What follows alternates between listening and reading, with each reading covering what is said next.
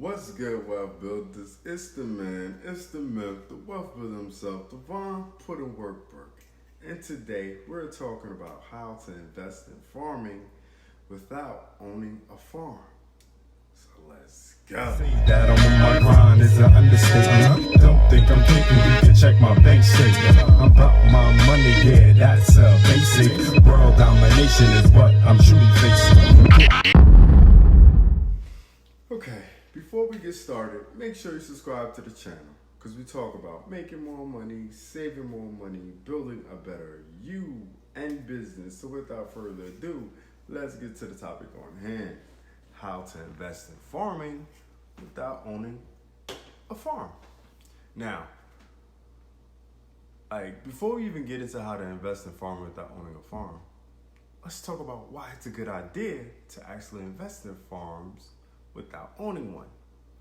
First and foremost, it just costs too much to do it on your own, right? To actually own a farm, you're gonna need a very sizable investment to get started. You will probably need to take out loans and get other investors involved just to get the ball rolling, right?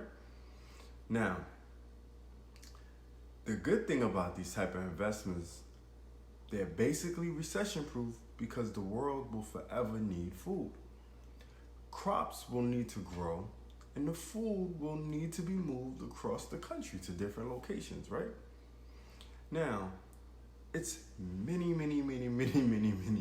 opportunities to get involved with the agriculture industry. So now that we know why we should get involved with the farming industry, but not actually own a farm, let's talk about how, right? Let's talk about how. How do we do it? Well, the closest that an investor can get to owning a farm without actually doing so is by investing in a farming-focused real estate investment trust. For short, a REIT. You know what I'm talking about? I've spoken about this before on my channel. If you don't know what a REIT is, some examples will include Farmland Partners and Gladstone Land Corporation. These REITs typically purchase farmland and then lease it to farmers. Farmland REITs offer many benefits. For one thing, they provide much more diversification than buying a single farm, as they allow an investor to have interest in multiple farms across a wide geographic area. Farmland REITs also offer greater liquidity than does owning physical farmland, as shares in most of these REITs can be quickly sold on stock exchanges. And farmland REITs also decrease the amount of capital needed to invest in farmland, as a minimum investment is just the price of one REIT share. Now, there are also agriculture ETFs, agriculture mutual funds, and individual agriculture stocks.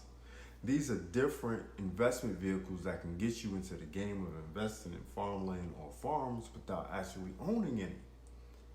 If you want to actually invest and don't know what apps to use, I suggest Stash app if you're a full-on beginner when it comes to investing, or you can use Webull if you're a little more advanced when it comes to investing.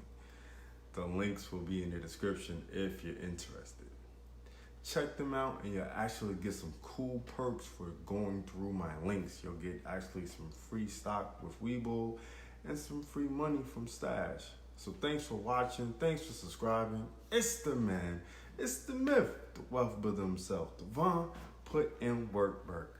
Signing off for how to invest in farming without owning a farm. All right, do remember, wealth builders, make more, save more, build more. Peace. P.S. The t-shirts is coming soon. There'll be a link in the description for that also. Peace. Get it.